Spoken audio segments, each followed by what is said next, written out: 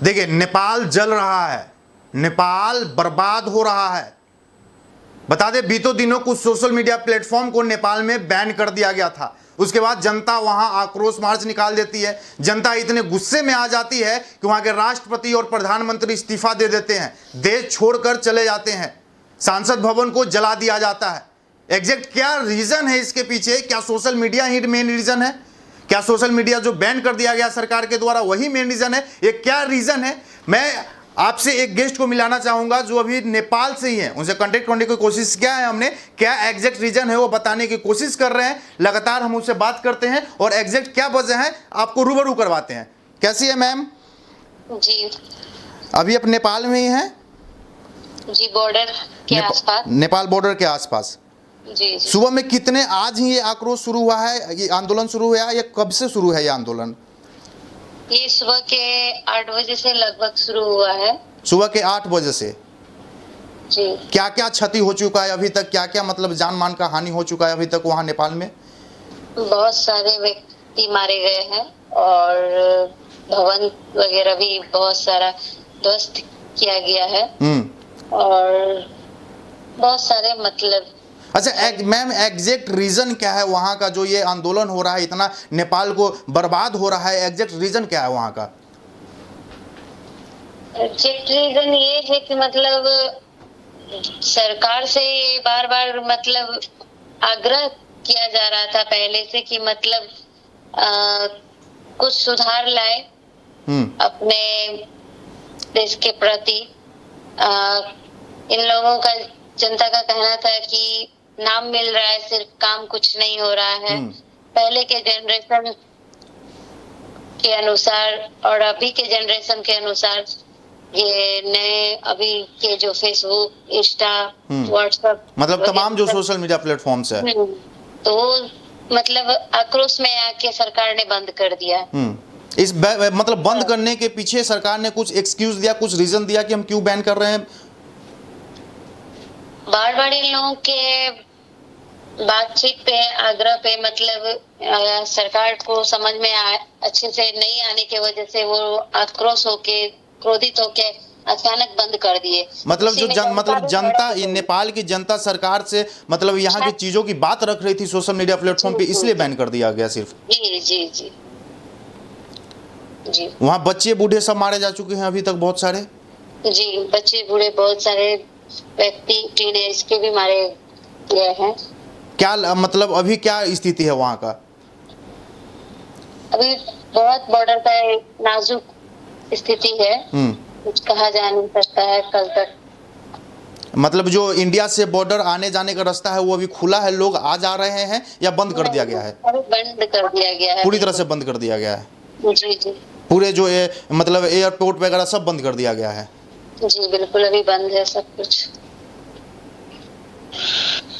चलिए, आप वहाँ पे मतलब इसके आंदोलन के बाद कुछ वहाँ के लोगों को राहत मिली क्या? इस सोशल मीडिया प्लेटफॉर्म में कुछ सुधार किया गया, कुछ खोला गया?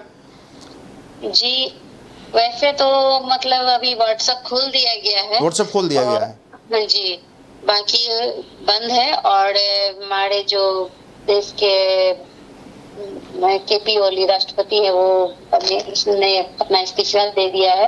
बहुत सारे मंत्री हैं, कैबिनेट मंत्री वगैरह हैं, सब इस्तीफा दे दिए हैं। सत्ता पक्ष के लोग। जी। अभी क्या लगता है वहाँ का माहौल देखकर, क्या लगता है कितने दिनों तक आंदोलन चलेगा, कितने दिनों तक नेपाल चलेगा? क्योंकि हम जब तक जानते हैं, यही हम जान रहे थे कि नेपाल बहुत शांति प्रिय देश है, कभी सोचे नहीं थे कि नेपाल में ये सब चीज देखने को मिलेगा। जी, अभी कुछ कहा जा नहीं सकता है। बहुत व्यक्ति का क्षति हुआ है, बहुत व्यक्ति मारे गए हैं, इस वजह से अभी पुलिस द्वारा, प्रशासन द्वारा गोली चार्ज किया जा रहा है वहाँ पे। जी। चलिए ठीक है मैम। उन्होंने फायरिंग का ऑर्डर दे दिया, जिस वजह से और भी जनता भड़क गई। मतलब शूट एंड साइड का ऑर्डर दे दिया गया सरकार के द्वारा? जी जी जी, इस वजह से और भी जनता भड़क गए। तो अभी मतलब एकदम दयनीय स्थिति, नाजुक स्थिति बनी हुई है नेपाल की। आने जाने के सारे रास्ते बंद कर दिए गए हैं। अभी सारा इलाका मतलब बॉर्डर एरिया बंद है। वहाँ के जो प्रधानमंत्री, राष्ट्रपति इस्तीफा देने के बाद नेपाल में ही है, नेपाल से बाहर निकल गए हैं? अभी तो कोई जानकारी अच्छी से नहीं है कि अभी निकल गए हैं बाहर या फिर यही है। कल तक के न्यूज में सुनने को मिलेगा। चलिए ठीक है मैम, और कुछ जानकारी होगा तो हमसे बात करेंगे आपसे हम। जी जी ठीक, थैंक यू मैम। हमारे लाइन पे एक पत्रकार हैं जी, अगर आप बोल चाहे तो उनसे बिल्कुल बिल्कुल बिल्कुल।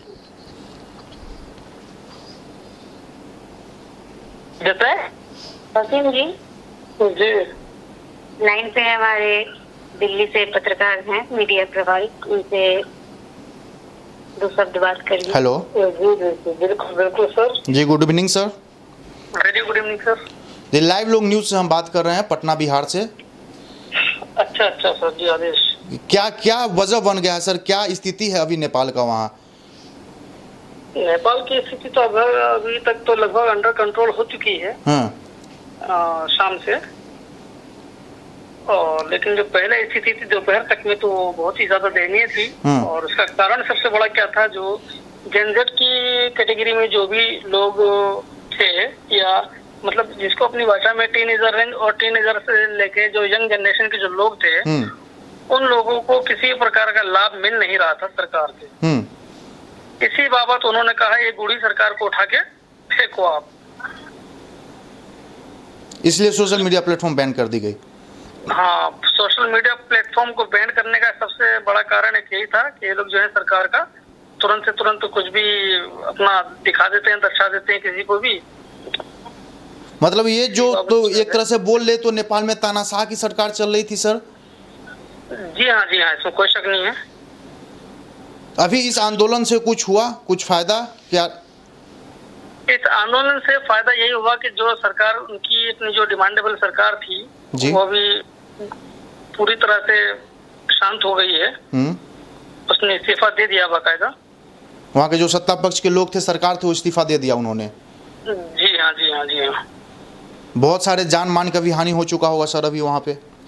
बहुत ही ज्यादा बुरी तरह हुआ है, और हुआ भी उन्हीं लोगों का है जो अपनी परिभाषा में बोलते हैं ना, जैसे कि इसने उसका लिया, इसने मेरा लिया।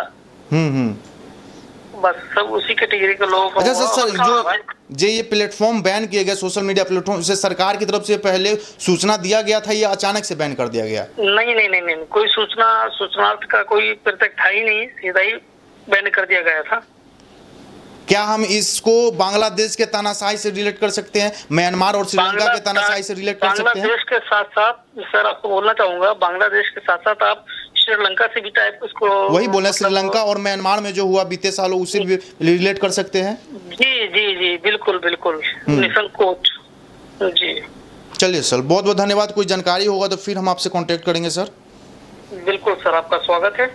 बिल्कुल sir, thank you sir. Welcome sir.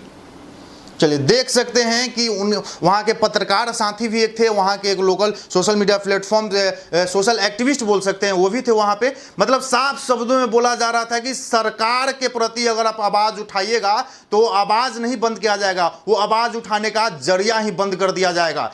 Social media platform सिर्फ इसलिए वहाँ पे बैन कर दिया गया कि वहाँ के तानाशाह सरकार के खिलाफ, वहाँ के तानाशाह के जो सरकार थे उसके खिलाफ आवाज़ उठाया जा रहा था। वहाँ की सरकार से अपने लिए मांग की जा रही थी। जो यूथ जनरेशन के लोग थे वो अपने हक के मांग कर रहे थे। तो मांग किस चीज़ से कर रहे थे? डायरेक्ट सरकार से जवाब तो कर नहीं सकते, तो मांग कर रहे थे सोशल मीडिया प्लेटफॉर्म के जरिए। तमाम यूट्यूब, फेसबुक, इंस्टाग्राम, ये सब जो है, व्हाट्सएप, ये सब जनरल, मतलब ये बोल सकते हैं कि दैनिक चार में हम लोग बिना इसके रह ही नहीं सकते, उसको बैन कर दिया गया। और बैन करने से पहले कोई सूचना नहीं दिया गया, अचानक से इसको बैन कर दिया गया। न सोशल मीडिया प्लेटफॉर्म रहेगा और न लोग यहाँ के जनता मेरे से सरकार सवाल पूछेगी।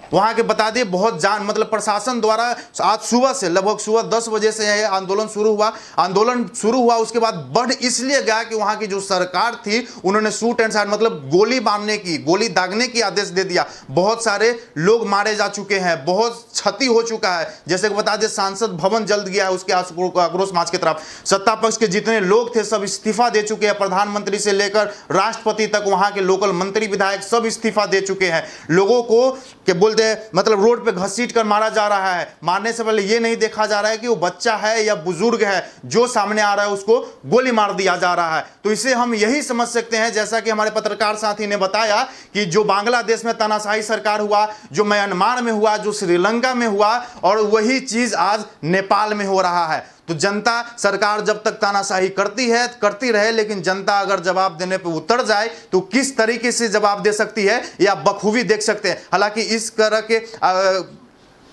तरह के जो आक्रोश जवाब है, इसको हम कभी सपोर्ट नहीं करते हैं, लेकिन जनता की जो मांग है, वहां के छात्र की जो, वहां के जो यूथ जनरेशन की मांग है, उसको भी हम सपोर्ट करते हैं। लेकिन ये जो तरीका है वो थोड़ा सा गलत है। लेकिन सरकार भी, वहां की जनता भी क्या कर सकती है? सरकार द्वारा जो हम उनसे सवाल पूछते हैं, जो मेरा जरिया है उनसे सवाल पूछने का, वही मिटा दिया जाता है। बाकी तमाम चीज़ें हम आपको बताते रहेंगे, तमाम जानकारी जैसे जैसे मेरे पास आएगी मैं आपको बताते रहूँगा। मेरा नाम साहिल यादव हुआ। बहुत बहुत धन्यवाद।